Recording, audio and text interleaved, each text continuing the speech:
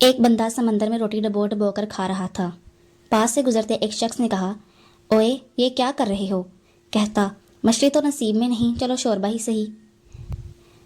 ایک بوڑھے نے اسکول کے دروازے پر کھڑی ٹیچر سے کہا، میرا پوتا یہاں پڑھتا ہے، میں اس سے ملنا چاہتا ہوں۔ ٹیچر نے بچے کا نام پوچھا اور بولی، ابھی تھوڑی دیر پہلے ہی مجھ سے چھٹی لے کر آپ کے جنازے میں گیا ہے۔ میں ایک کیفے میں بیٹھا کافی پی رہا تھا کہ ایک لڑکی میرے پاس آئی اور مجھ سے پوچھا، کیا آپ اکیلے ہیں؟ میں نے اس سے کہا ہاں، تو وہ میرے ساتھ والی کرسی لے کر چلی گئی۔ نرس نے مریض کے سر سے خون صاف کرتے ہوئے پوچھا، شادی شدہ ہو؟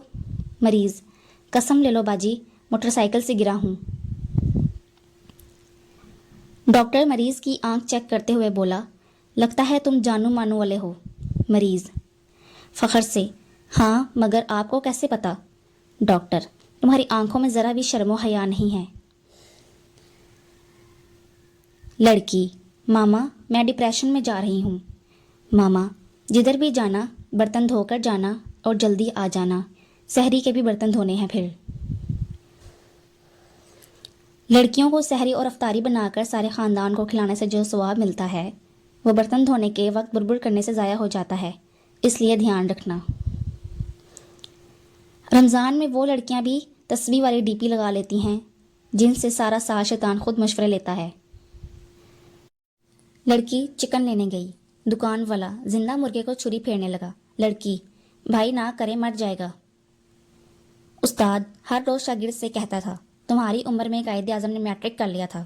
شاگرد ایک دن تنگ آ کر بولا، سر آپ کی عمر میں سرفراز موچی پھانسی چڑھ گیا تھا، تم ابھی بھی بچے ہوئے ہو، اللہ توانو جلدی کنجے۔